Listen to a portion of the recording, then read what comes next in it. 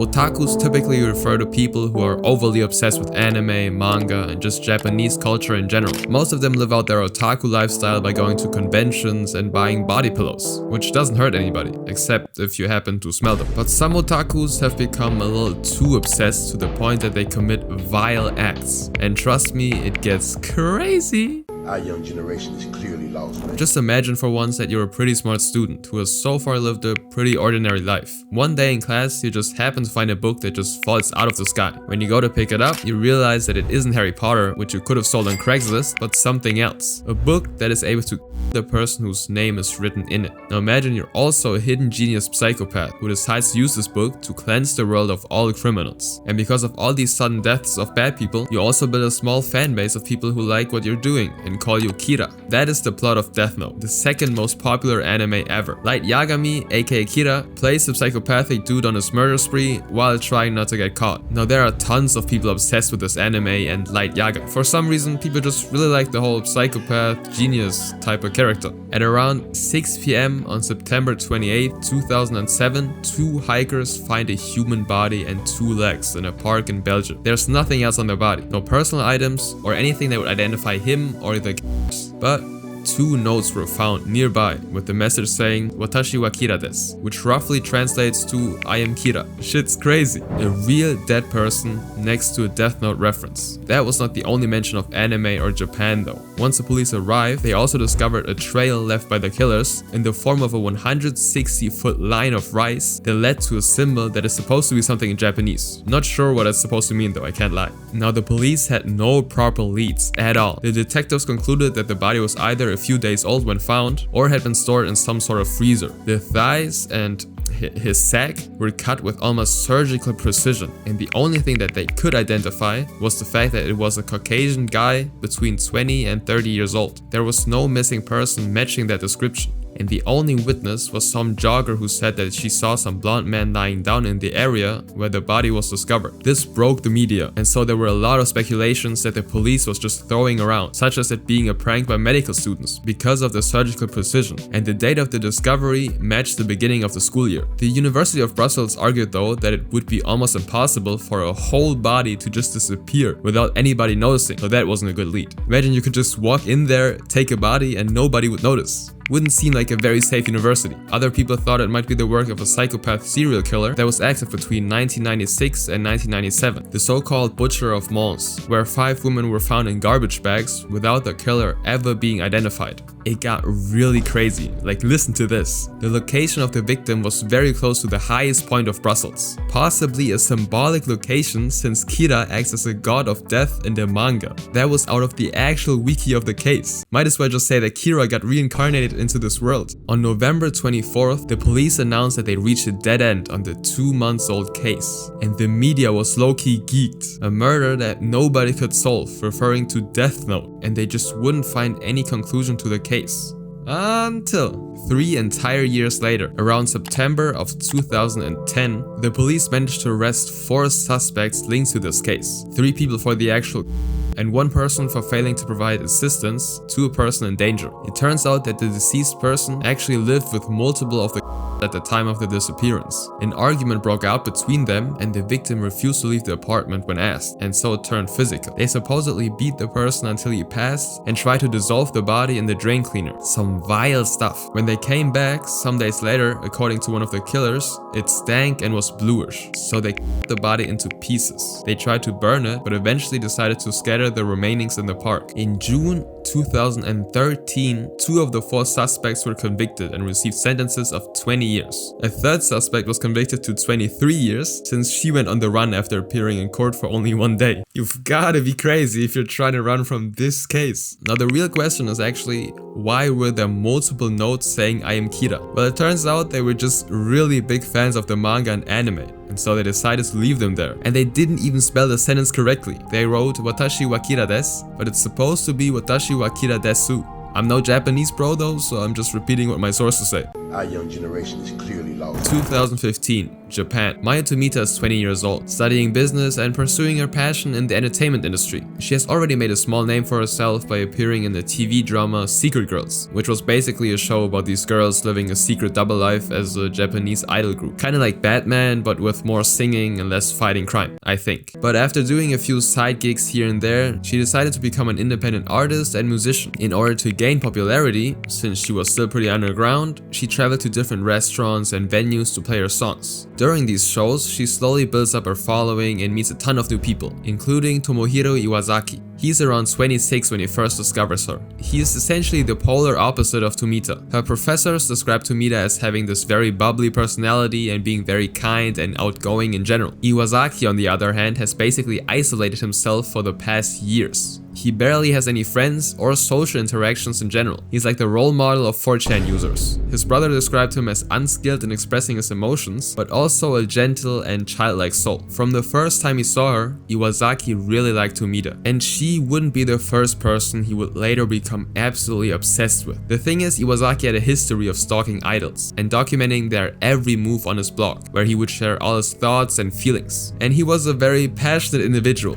It would escalate to a point where multiple police reports would be filed against him for following idols in real life and sending them threats. But the worst crime would have yet to come. Like with all the other Japanese idols, Iwasaki quickly became infatuated with Tomita. He would start off as a passionate fan of her and her work, giving her chocolates and little gifts after her performances, which could still be seen as quite normal. I mean, fans give stuff to their idols or role models all the time. But as time went on, he became more and more obsessed. In 2016, after giving her various gifts ranging from flowers to weird-ass books, he built up this fantasy that they're gonna become a thing somehow. I mean, he gave her so many cool things, right? So Iwasaki would decide to propose to her in the restaurant she would perform at that night, with his biggest gift yet, a very expensive gold watch, along with random books. So far, Tomita has been quite nice to him, accepting his gifts and all that, but she obviously couldn't marry this guy. They never even talked outside of her performing, so she rejected him, but she gave him his Twitter so he could check out what she was doing more often, and somehow that seemed to satisfy Iwasaki. Although he was like very isolated from everyone essentially, and seemed like the perfect guy to run a Discord server, he actually only used Ameba.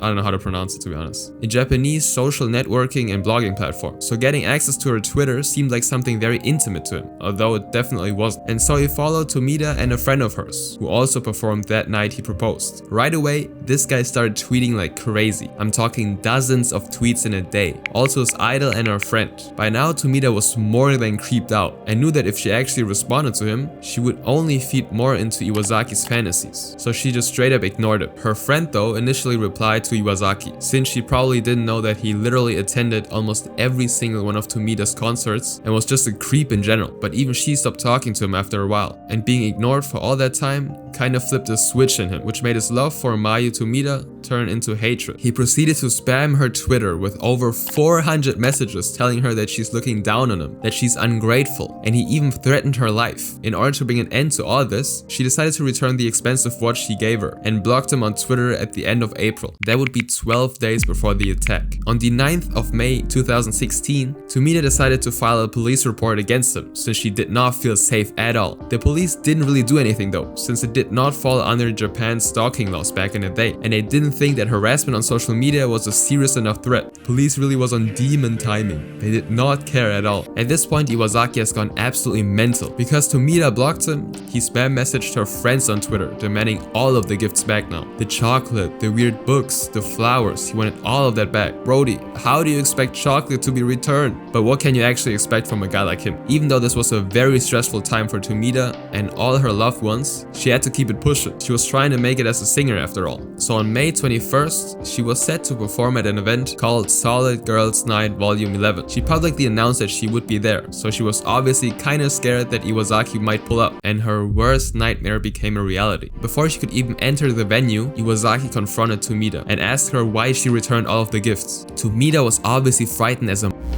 and gave a vague answer before trying to run away. When she turned around, Iwasaki her from behind in the chest and neck area 61 times with a 3.1-inch knife. He allegedly screamed, "You should die, die," while doing that. Eyewitnesses immediately called the police after hearing Tomita scream for help and arrested Iwasaki. You can see in the pictures, this guy doesn't seem to feel any type of remorse or shock at all. This is a genuine psychopath, bro. Tomita was in critical condition, but God knows how, Iwasaki didn't manage to damage any vital organs, so she managed to survive and regain consciousness on June 7, 2016. She lived. Unfortunately though, her dream of becoming a popular singer has been destroyed, since she had problems even talking or using her hands. She also suffered from PTSD, so imagine going on stage with that. The police later on issued an apology for not doing anything when she was literally begging for help, saying that they didn't know that the harassment was happening outside of social media as well. Iwasaki only received 14 years, but it actually led to Japan changing their anti-stalking laws to include online harassment on social media as well, so there was at least something positive coming out of this. Now this was an insane case of obsession, but this next case had even more casualties. Our young generation is clearly lost.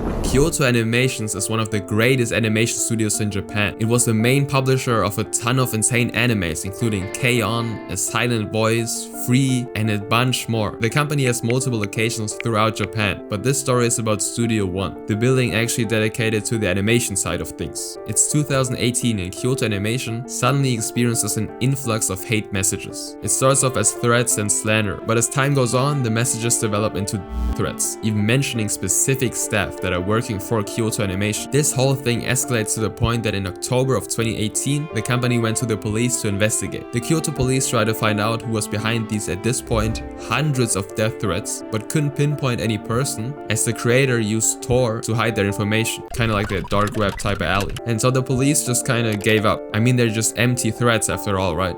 This would be the potential foreshadowing to one of the most tragic things happening in the anime industry ever. Shinji Aoba, 41 at the time, was staying at an internet cafe on July 16. According to eyewitnesses, he was seen walking around the area close to the animation studio, kinda just cooking up his plan, I guess. 2 days later, on the morning of July the 18th, Aoba walks into the studio, carrying 11 gallons of gasoline. He basically soaks the entire area, including several employees, before igniting it.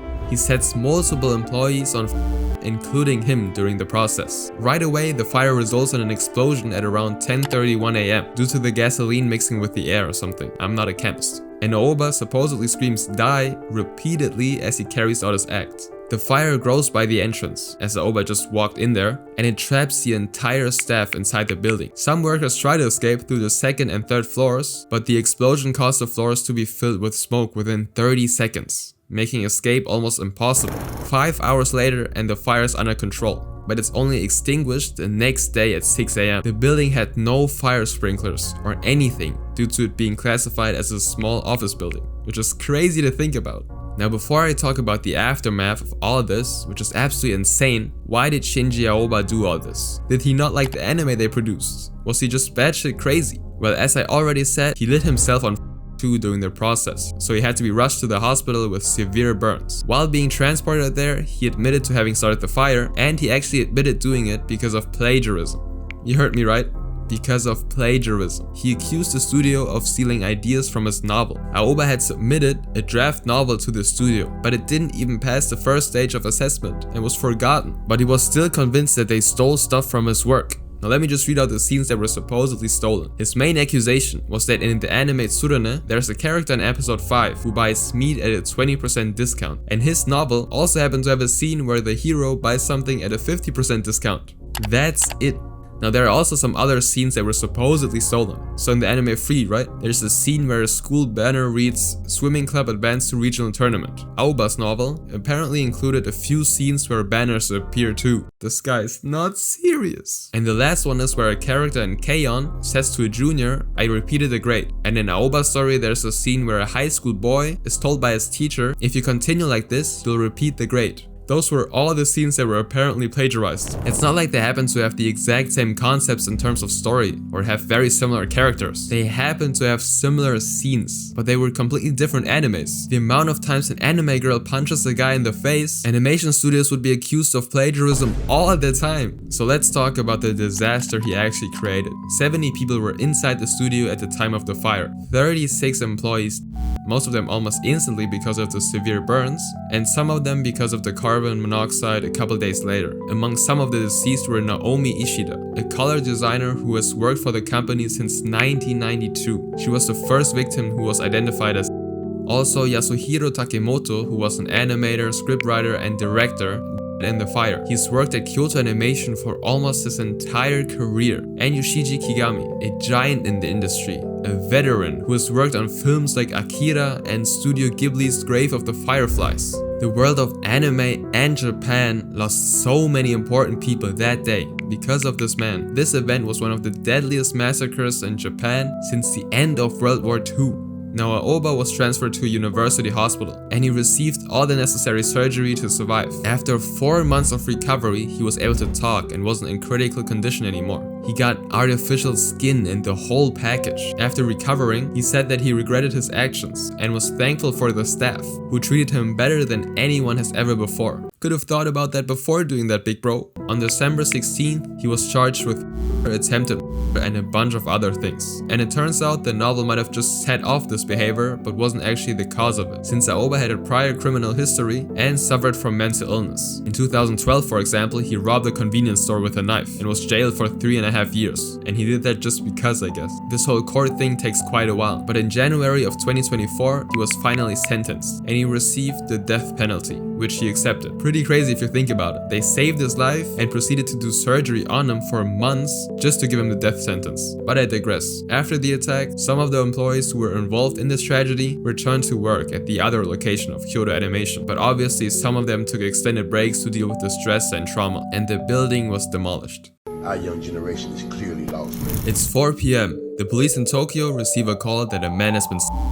Once they arrive at the scene, they find a person seated on the floor. It's an attractive young woman sitting in the lobby of her building, but her legs and hands are covered in blood. She's sitting next to the man who's slowly out, literally just chilling with a phone in her hand. That woman was Yuka Takaoka. When all of this happened, Takaoka was a manager at a hostess club. A hostess club is basically a place Japanese men go to get their ego stroked. They go in, the girls working there pretend like they're the king of the world and make them buy drinks and spend money. There's also some spicy stuff going on behind the scenes, but most of the time it's really just talking and drinking. Imagine feeling like Justin Bieber in his prime, but you just pay for that feeling instead. Takaoka's job was kinda just overseeing the place and trying to milk out as much money out of these men as possible. Now on the side, Takaoka was also a huge anime fan. Who would have thought? Whole videos about otakus. She would do the typical thing of cosplaying characters and stuff like that. Nothing out of the ordinary. There was one type of character though she seemed to cosplay the most. Yanderes.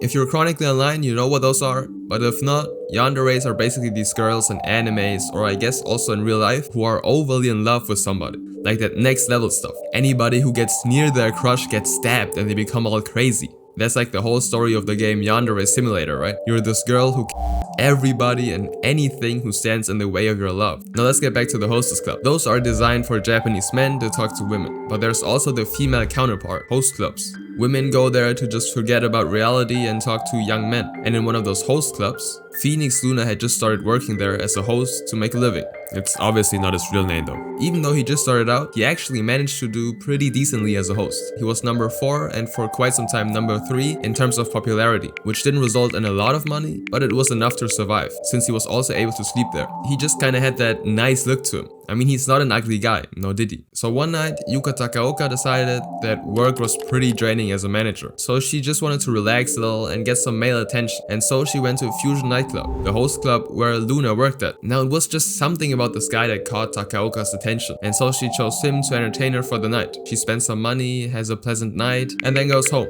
As transactional as it gets basically. It's like somebody subbing to a big streamer. They get $5 and you get to see your name on the screen for a split second. But Takaoka just keeps thinking about this man, so she decides to return to the club over and over again. You gotta know, for the past years, Takaoka has only been focusing on stacking her bread, so she has some money to spend, at least for a while. So she goes in there and buys champagne after champagne, and the person who kind of makes her buy those drinks earns a commission, right? So Phoenix Luna is pretty happy about making more money. After a while, Takaoka notices that Luna is only rank 4 on the leaderboard, and so she decides to spend even more money on him to get him up those ranks. And I'm not talking about a few $100s here and there. She spent up to 10k a month on Luna, which got him to rank 1 on the leaderboard within a month. They spend so much time together that Takaoka builds up this fantasy that if she just keeps spending money on him, he would eventually be able to quit his job and they could be a couple. Some down bad fantasy right there. This delusion escalated to a point where she would pay him to go on dates with her and paid extra money so she could reserve him every time she visited the club. Now Luna obviously kind of plays along since he's making decent money at this point, and it's kind of the job of somebody working there to be like a pretend boyfriend. And Takaoka would kind of know that since she literally works in the industry herself, but I guess if you got those pink glasses on, you can't be stopped.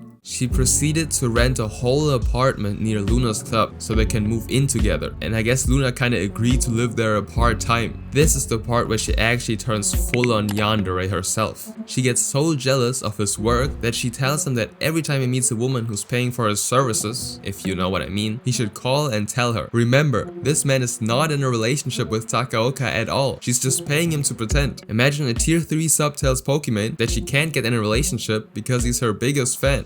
Ain't funny. But Luna kinda plays along because he's a sweet guy, and so he agrees to do so. On May 23rd, 2019, Luna calls Takaoka and tells her, hey, I'm meeting with another woman, strictly business, you know what I'm saying? Just wanted to let you know, even though this is literally the exact thing she told him to do, Takaoka goes mad. So mad that she makes up a plan to self-exit. But she's also like, if she's going to might as well take him with me so they can be happy in the afterlife. Kinda like Romeo and Juliet type of story. All this time Luna obviously said I love you and stuff like that to her, but even she knew that he just did that because he got paid to do so. And in her head, if they both passed, his statements might become a reality. So she pretends like she didn't just come up with the most twisted, evil plan ever and tells him to go over to their apartment so he can help her clean the place. After they do that, and also for some change, he takes a bath to just kinda unwind and relax. While he's taking a nap, Takaoka decides to snoop through his phone and finds pictures of another woman at the nightclub with him. Those weren't even explicit or anything, just photos that align with his work, right? Luna steps out of the tub to go to sleep in the actual bed of the apartment, and it's all good. That night, Takaoka waits until about 3:50 AM to ensure he's really asleep. She takes out a knife and stabs him in his stomach.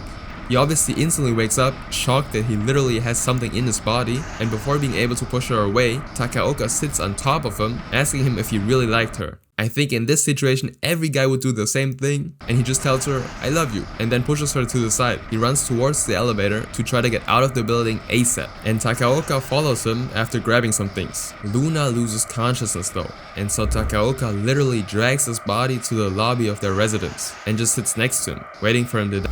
Now a random woman just walks by and sees all of this, and is shocked to her core. First thing you gotta do is obviously take a picture, and then she calls the police. In the picture, you can see Takaoka on her phone, talking to God knows who, without a care in the world. Nobody does anything to stop her though, since they don't know what she's actually capable of. I mean, I would definitely not go near a girl sitting next to a grown man who's slowly acting like everything is sunshine and rainbows. And that brings us back to the beginning. Police arrive and arrest her, and she actually doesn't put up any sort of fight. While she's in the police car, you can literally see her smiling, like she enjoyed that stuff. Now comes probably the most obscure thing ever.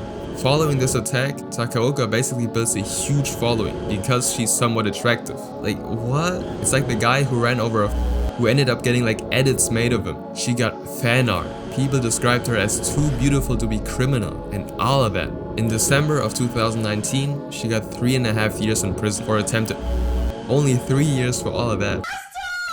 The good side is, Luna was able to recover from his heavy injuries. He regained consciousness 5 days after the attack, even though the doctor said that he only had a 20% chance of surviving. But obviously he wasn't able to talk, eat, walk, or do anything essentially for quite some time. But after recovering from all that, as far as I know, he actually came back to the industry. He still works in the same host bar, but it's like way more popular now since everybody knows his story. The one downside is that his liver doesn't work anymore, and so he can't drink alcohol, but he can probably live with that. And this guy's some kind of saint. Luna agreed to do an interview with some reporters, right? And he literally said that he fully forgives her for what she did. This guy's like an angel or something.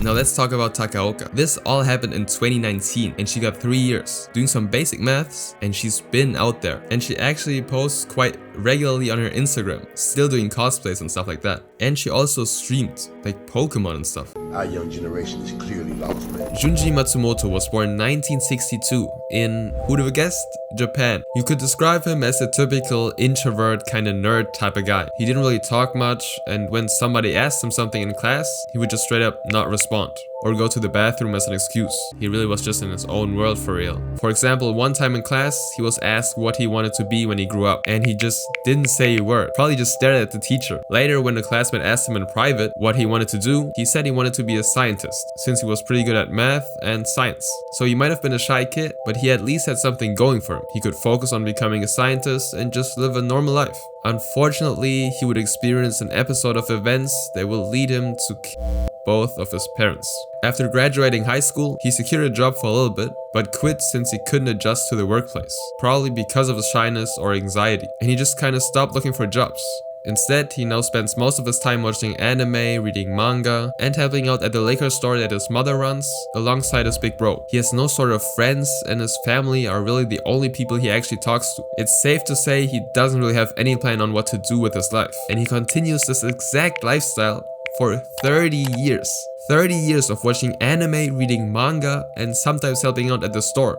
And now comes the first unlucky event. His brother is hospitalized because of some sort of illness, which leaves Junji's mom and Junji to run the store now. But things just don't really work out after a while. Other corporations around the area slowly open up stores, Junji can't really operate things, and the parents are quite old now, so they decide to close the shop and retire. I mean, he's around 49 when this happens, so his parents are getting up there as well. Respect to the grind, but at one point you gotta hang it up, right? So they're both retired now, and his dad kinda runs the household since his wife is not physically able to do so. Here comes the second unfortunate event. On June 13th, 2021, Hirokazu, the dad, who's now in his 80s, just rides his bike when he gets into an accident. And you know how quickly older people can break bones and stuff. I mean, it's pretty crazy that he's even able to ride a bike at that age. But the father ends up being wheelchair bound nonetheless. With his brother hospitalized for 10 years now, and his dad being in a wheelchair, it is now fully Junji's responsibility to take care of his parents and the household. And he's overwhelmed. He suddenly has to attend to them 24/7. Every time they gotta go to the toilet, he has to help them. When they need to take a shower, he's gotta help them. And something like a retirement home is out of the question, since they do not have the funds to support that at all. Matter of fact, he uses the money that they saved up over the decades to buy the food and all that, since he hasn't had a job that actually paid him since he was 19.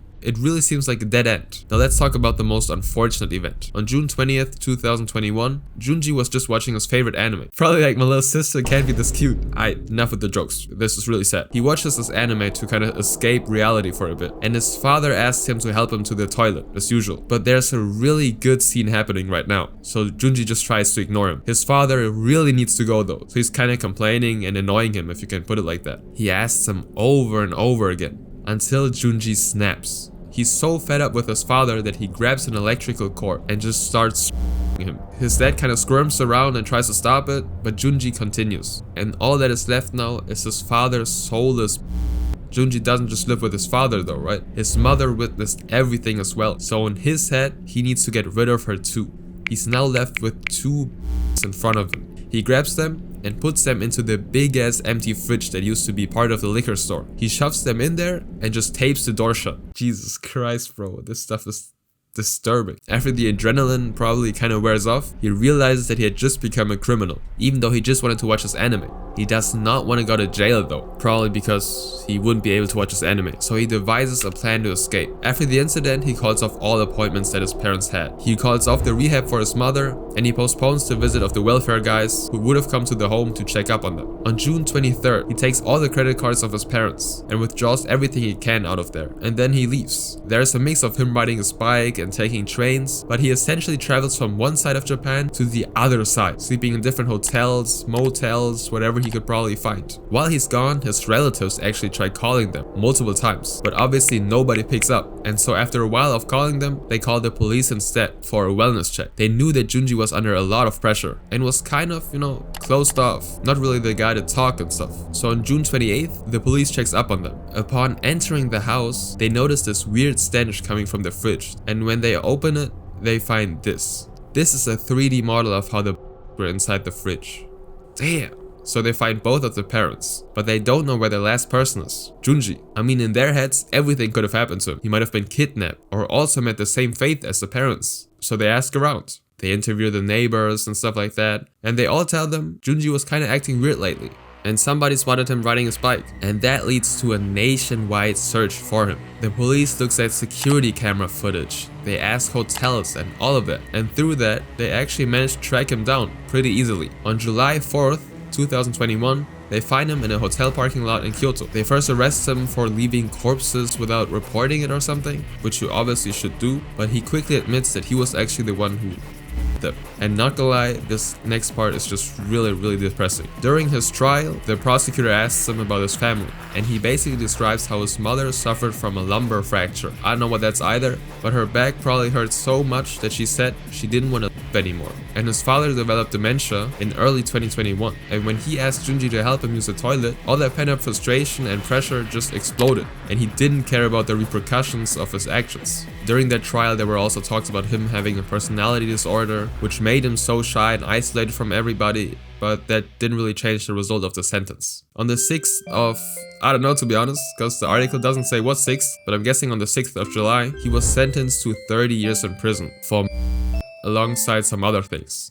Our young generation is clearly lost, man. Tsutomu Miyazaki started off like almost every single person on this list. He was born in 1962 in Japan, and during his childhood he kept to himself a lot. He was bullied in school and didn't have a lot of friends, or any friends. And the reason for that is actually because of something entirely out of his control. He had a hand deformity which made his hand appear claw-like. I couldn't find a real close-up of his actual hand, since a lot of people use this picture, which doesn't even have anything to do with this case, but you can kind of see his hand right here. Because he was kind of an outcast, he spent a lot of time reading manga and watching anime. And like a lot of pubescent teenagers, he also dabbled in spicy content and horror movies as well. But as time went on, he gradually started watching more violent and graphic stuff. But I'll get there. Now, although Tsutomu was kind of a loner, from the outside it actually looked like his life was pretty nice. He was born into a wealthy family. They ran a newspaper business and they were actually quite well known in the area. Additionally, he was a straight A student. He attended a very prestigious high school and was basically a 5-star recruit, but for academics basically. He wanted to study English to become a teacher. Pretty wholesome so far. But of course the outside often does not reflect the inside. People flex designer stuff even though they're dead broke.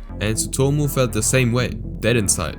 His parents were always working. They put so much pressure on him to perform well in school. He still had no friends, and the only person he actually talked to was his grandfather, who was basically raising him. And all that just accumulates over time. You can tell that he started to show cracks when his grades dropped, and they dropped dramatically. He went from a rising star to rank 40 out of 56, which is pretty bad if you can't tell. Now, the high school he attended was connected to a university, so if you do well enough, you can just kind of transition and study the thing you want to study. In his case, English, right? But his grades dropped so low that he couldn't get in, so he had to attend a random local college instead, and decided to become a photography technician out of nowhere. And you really gotta remember these small details, because once I reach the end, all these little facts will have such a compounding effect. Tsutomu studied photography or whatever, and during this time, his obsession with weird media started growing. Apparently in college, he would take not so appropriate photos of female players on the tennis court and be an absolute fiend for spicy magazines. But according to him, they became boring after a while, since they black out the most important part.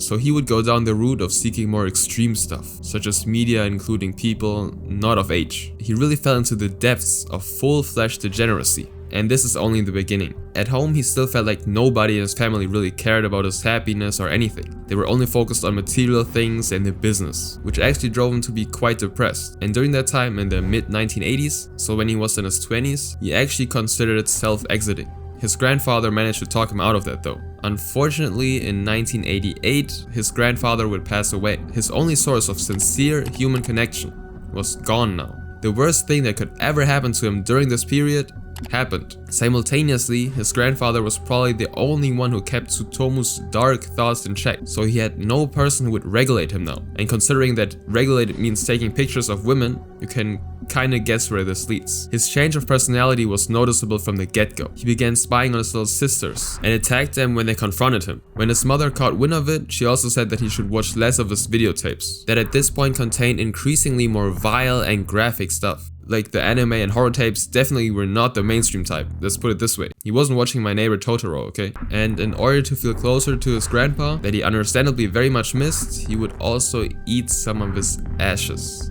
But as crazy as it sounds, the worst has yet to come. It's August 22nd, 1988, and Mari Kono, who's 4 at the time, is just playing at a friend's house. And Tsutomu takes notice of this girl. I would really love to say that he just went on with his day and all is good, but instead he decides to lure her in his black Nissan. And he drives off with Mari. He drives for a while and eventually parks the car under a bridge. For 30 minutes they just sit in the car and do nothing, until he decides to murder her and does some unspeakable things after. When he's done, he dumps the near his house and lets it decompose, before keeping some parts as a trophy in his apartment. He then decides to send a box to Mari's family, including several teeth, grounded bones, and photos of clothing. And I think you can imagine who they belong to. This absolute psychopath also sends a postcard that reads, "Mari, bones, cremated, investigate, proof." This happens a total of 4 times. October 3rd, 1988, Tsutomu spots Masami Yoshizawa, who's 7 at the time. He offers Masami a ride, which she unfortunately accepts. He drives to the same place that he brought Mari to and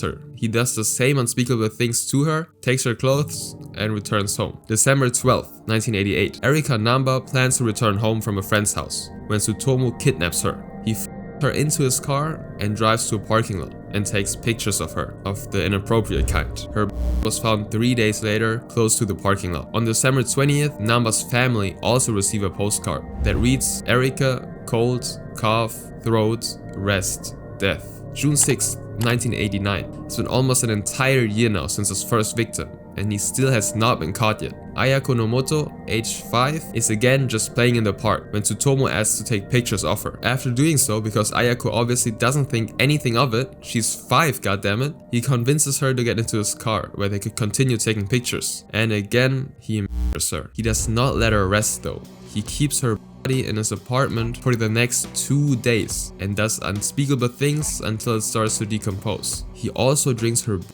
and eats parts of her. To make it even harder for all of the families of the victims, he would keep sending postcards describing what he did to them in detail and even call them regularly. When the families would pick up, they would just hear him breathing through the phone, not a single word being said. July 23rd, 1989, Tsutomu sees 2 sisters playing in the park, and he convinces the younger sister to go with him. Again, he starts taking pictures. But before this horrible cycle of suffering is able to continue, her father steps in and attacks Tsutomu.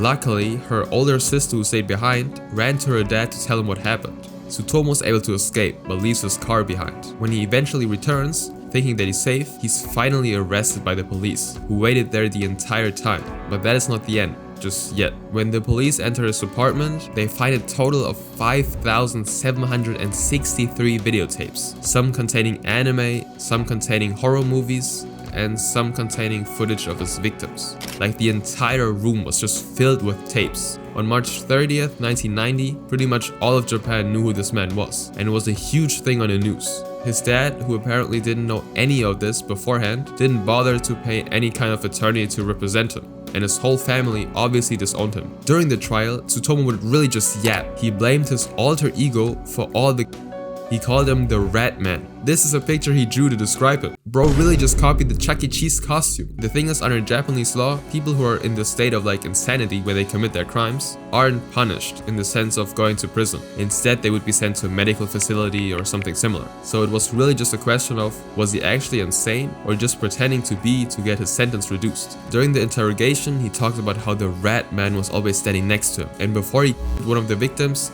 10 rat men would just appear, and once they were gone, the victim was dead. Like, really just trying to seem like he was insane, which he obviously was to a degree, but he was definitely also fully aware of what he did.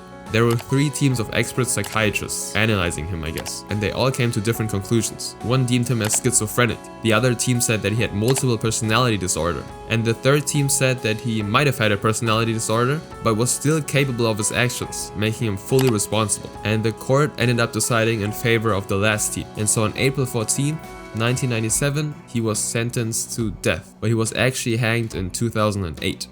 That was something, man. Subscribe if you want more.